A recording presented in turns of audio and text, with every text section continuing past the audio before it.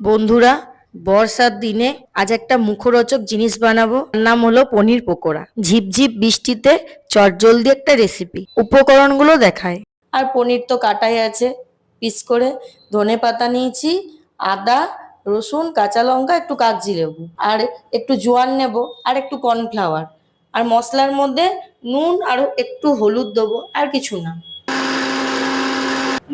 এই যে কাঁচা লঙ্কা, আদা, রসুন আর ধনেপাতাটা পেস্ট নিয়ে নিয়েছি। পেস্টটা একদম মিহি করে করলে খুব সুন্দর হয়। লেবুর রস একটু দেবো, এতটা দেবো না, অল্প একটু রস দেবো। বেসনটাও আন্দাজ করে দেবেন, কেন কতটা কি পরিমাণে আমি দেবো। আমার এতটা পনির আছে, তা আমি এইটা একটুই দেবো। একটুখানি কর্নফ্লাওয়ার নেবো, ব্যাস অল্প পরিমাণে কর্নফ্লাওয়ার দেবো। আর নুনটাও আন্দাজ করে নিজেদের স্বাদ অনুযায়ী নিতে হবে, কেন কতটা কি পরিমাণে লাগবে না লাগবে। মশলা বলতে এই যে একটু জিরে গুঁড়ি দেবো, একটু ধনের গুঁড়ি দেবো, আর হলুদ একটু দেবো।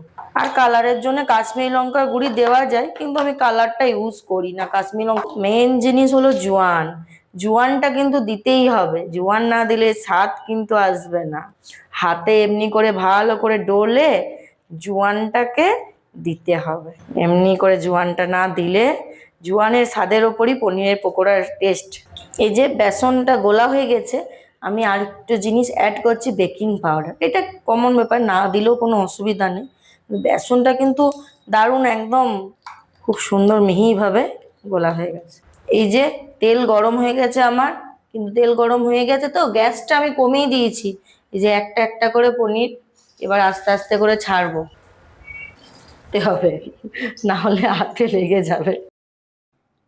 পনির তো ভাজা চলছে, কিন্তু সঙ্গে আবার ফরমাইশ চলে এসছে কফি খাবেন বলে। এই রেসিপিটা ভালো লাগলে লাইক এবং সাবস্ক্রাইব করবেন। পনিরগুলো একটু উল্টে দিই, আস্তে আস্তে উল্টাতে হবে। একটু গ্যাসের ফ্লেমটা আমি বাড়িয়ে দিয়েছি। কফির দুধ অলরেডি ফুটে গেছে, এবারে ওর মধ্যে একটু জাস্ট আমি চিনি দিয়ে কফিটা করি। কারণ কি আমাদের আবার, আমার কর্তামশাই আবার এইসব বৃষ্টির দিনে পকোড়া হলে কফি চাই। ওর আবার কফি ছাড়া হবে না, তাহলে পকোড়া করা তো নয়, তার সঙ্গে আবার এইটাকেও দরকার। কিন্তু হ্যাঁ, পকোড়াটা খুব মুচমুচে হয়েছে। আমার কর্তামশাই কিন্তু একটা টেস্ট করে দেখে নিয়েছে। কারণ কি বলছে যে আগে কিন্তু আমি অনেকবার বানিয়েছি, ওগুলোতে না আমি প্রথমবার যখন বানিয়েছিলাম তখন চালগুড়ি ইউজ করেছি, একদম বাজে হয়েছে। ময়দা, কর্নফ্লাওয়ার এগুলো দিয়েও ইউজ করে দেখেছি, ওটাও বাজে হয়েছে।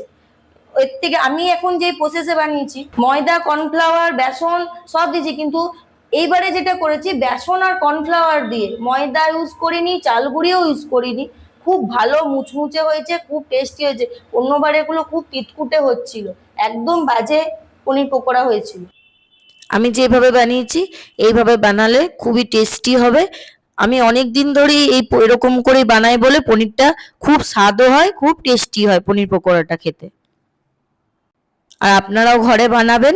আর যদি আমার পনির পকোড়াটা এরকম করে বানিয়ে দেখবেন, খেয়ে কেমন লাগছে। যদি ভালো লাগে আমার কমেন্ট বক্সে কমেন্ট করে জানাবেন। চ্যানেল পেজে নিত্য নতুন ভিডিও দেখতে হলে আপনাদের সহযোগিতা কিন্তু অবশ্যই আমার দরকার। তাই লাইক, সাবস্ক্রাইব, কমেন্ট করতে ভুলবেন না। আমার পকোড়াটা প্রায় রেডি হয়ে গেছে। আর বাইরে তো প্রচুর বৃষ্টি পড়ছে। আমার ছেলে এখন টিউশন গেছে, এবার আমি সব রেডি করছি। একবারে কুড়মুড়ে মুড়মুড়ে পকোড়া হয়ে গেছে। এবার ছেলে ঢুকলেই একবারে, ছেলে দেখে তো একবারে খুশিতে মানে কিছু বলারই নেই।